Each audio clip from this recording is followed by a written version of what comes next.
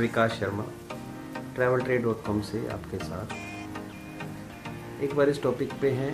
इस बार जो हमारा टॉपिक है कि यूएसए जाने का कितना खर्चा होता है, कितना वीज़ा में खर्च होता है, कितना टिकट्स में खर्च होता है, कितना वहाँ ठहरने में खर्च होता है, कितना वहाँ घूमने में खर्च होता है।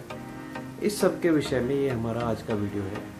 क्योंकि जो मैंने लास्ट वीडियो बनाया था यूएसए के लिए, उसमें मेरे बहुत सारे फ्रेंड्स, मेरे बहुत सारे दोस्तों ने, मेरे बहुत सारे सब्सक्राइबर्स ने मेरे से क्वेश्चन किया था कि यूएसए वीज़ा मिलने के बाद क्या खर्चा होता है यूएसए जाने का। तो दोस्तों, मैं आपके लिए एक वीडियो लेकर आया हूँ यूएसए जाने के लिए वीज़ा प्रोसेस से लेकर यूएसए जाने तक का और वहाँ पे घूमने का, वहाँ पे रहने का चीपेस्ट वे में हम कैसे इसको घूम के फिर के वहाँ से और वापसी अपना इंडिया आ सकते। के लिए स्टेप बाय स्टेप प्रोसेस होता है कि हमें सबसे पहले वीज़ा के लिए कैसे अप्लाई करना है।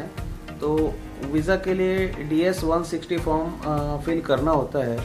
उसके लिए मैं एक अलग से वीडियो बना दूंगा जिसमें आपको पता चल जाएगा, गाइडेंस मिल जाएगी कि भाई कैसे उसको DS 160 के लिए हमें कैसे आगे के प्रोसेस होते हैं। तो सबसे पहले हमें अपनी एयर टिकट, हमारी वीज़ा लगने के बाद, सपोज हमारा वीज़ा लग जाता है 10 साल का, तो सबसे पहले हमारा खर्चा शुरू होता है उसके बाद वह होता है एयर टिकट। तो एयर टिकट हमारी लगभग ऑल ओवर इंडिया सभी सिटीज़ से लगभग 40,000 रुपये से शुरू होके 42,000 रुपये से शुरू होके और लगभग 70-80 हज़ार में इकोनॉमी टिकट हमारी दिल्ली यूएसए जाना और आना, रिटर्न टिकट हमारी बन जाती है। लेकिन यदि हम ये जो डिफरेंस है, ये सब टाइम डिफरेंस है। इसमें क्या है कि जब हम 6 महीने पहले टिकट बुक कर लें यदि, तो हमारी 42,000 में टिकट हो जाएगी। और अगर हम 1 महीना पहले या 1.5 महीना पहले हम टिकट को बुक करने चलेंगे तो हमारी टिकट वो महंगी होती चली जाएगी। तो ये इनकी पॉलिसी होती है एयरलाइंस की, जैसे जैसे इनकी सीट्स भरती रहती हैं ये टिकट्स को अपने अप करते रहते हैं, फेयर्स को अप करते रहते हैं। तो सबसे पहले हमें चीपेस्ट टिकट यदि बुक करनी है तो वो लगभग हमें 6 महीने पहले बुक करें, ज़्यादा बेटर है अगर हमारे पास फ्लेक्सिबल डेट्स हैं। नंबर 2 हमारा आता है ट्रैवल इंश्योरेंस। ट्रैवल इंश्योरेंस के लिए मैं डिस्क्रिप्शन में लिंक दे दूँगा।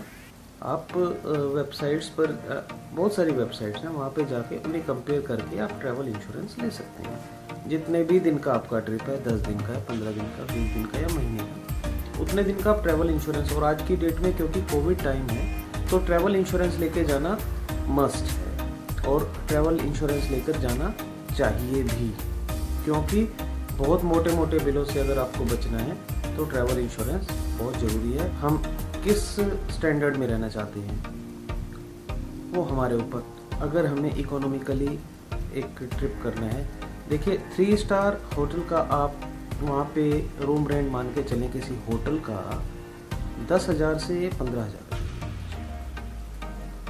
4 स्टार 15 से 25, 5 स्टार 25,000 से प्लस ही मिलेगा आपको।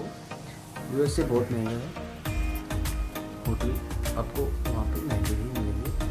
तो इसके अंदर हम हॉस्टल भी देख सकते हैं जो लगभग अप्रॉक्स 4,000 से लेके और 10 और 15 लगभग मिल जाएगा आपको, 4,000 से लेके 15,000 के बीच में।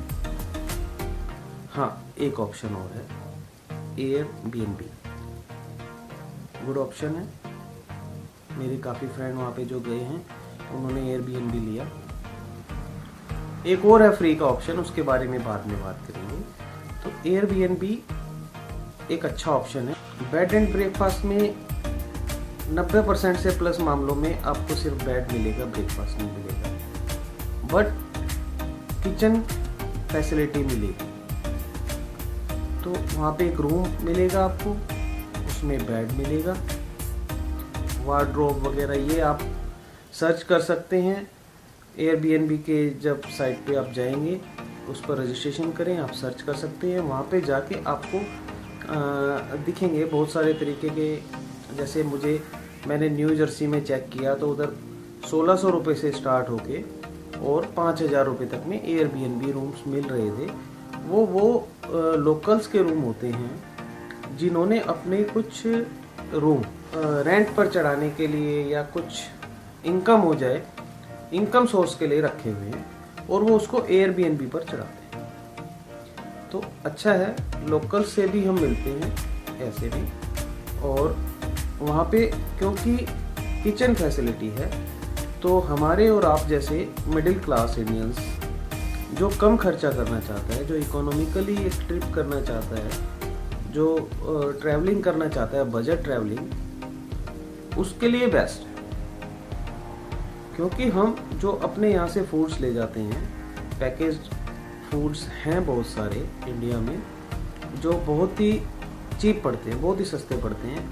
लगभग 150 रुपये का एक फूड होता है वो, जिसको हम गर्म करके खा ले तो एक बार की हमारी भूख शांत हो जाती है। हाँ, एयरबीएनबी से रूम बुक करते समय हमें एक चीज़ का ध्यान रखना है कि हमें उसके रिव्यूज़ पढ़ने हैं। उसके रिव्यूज़ हो गए, उसकी रेटिंग्स हो गई, उसके थ्रू हमें पता चल जाएगा कि इसके अंदर क्या चीज़ है, मेट्रो के पास है, लोकल ट्रांसपोर्ट कितना दूर है, मार्केट कितना दूर है, कहते हैं हम उसका मॉल कितना दूर है। तो इन सब चीज़ों के लिए हमें उसकी रेटिंग्स को और उसके हमें जो भी हमें उसके रिव्यूज़ हैं उनको देखकर ही हमें बुक करना है। जिसमें लगभग 4 स्टार, 4.5 स्टार 5 में से आ रहे हो तो हम उसे बुक करें।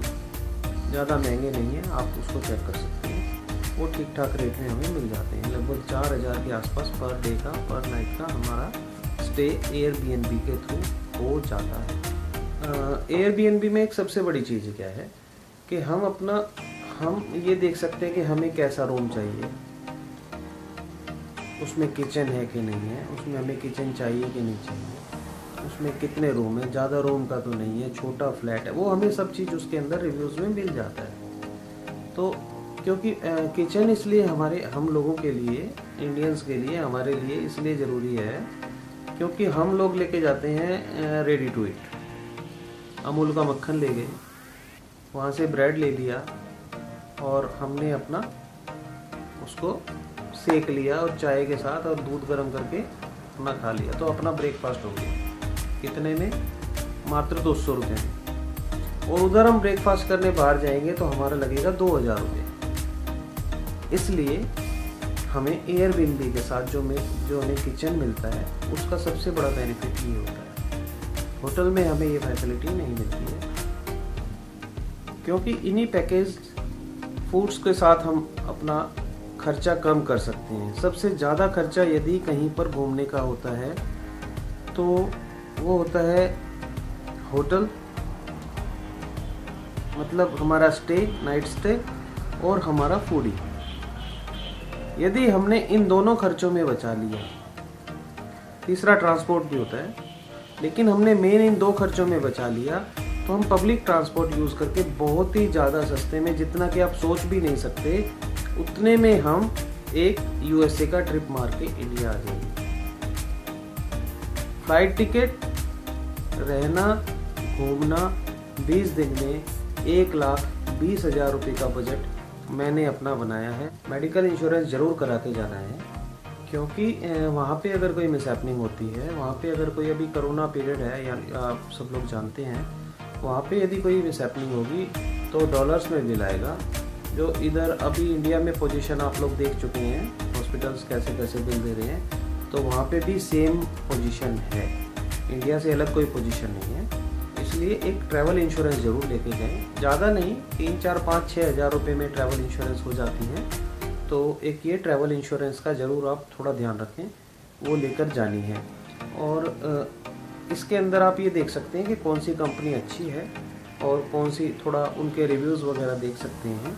और ट्रैवल इंश्योरेंस तभी लें क्योंकि जो हमें वहाँ पे अच्छी सर्विस दे सके। ऐसा ना हो कि हमारे साथ वहाँ पे मिसहैपनिंग हो गई है और हमें सर्विस की आवश्यकता है, हमें अच्छी सर्विस चाहिए, लेकिन हमें कोई सर्विस देने को तैयार नहीं है, तो हमारी ट्रैवल इंश्योरेंस कंपनी जो है हाथ खड़े कर दे और हम वहाँ पे फंस के रह जाएंगे, बड़ी दिक्कत हो जाएगी। तो इसलिए ट्रैवल इंश्योरेंस के लिए अच्छी कंपनी को चेक करके उसका रिव्यूज़ वगैरह लेकर ही ट्रैवल अपना इंश्योरेंस ले।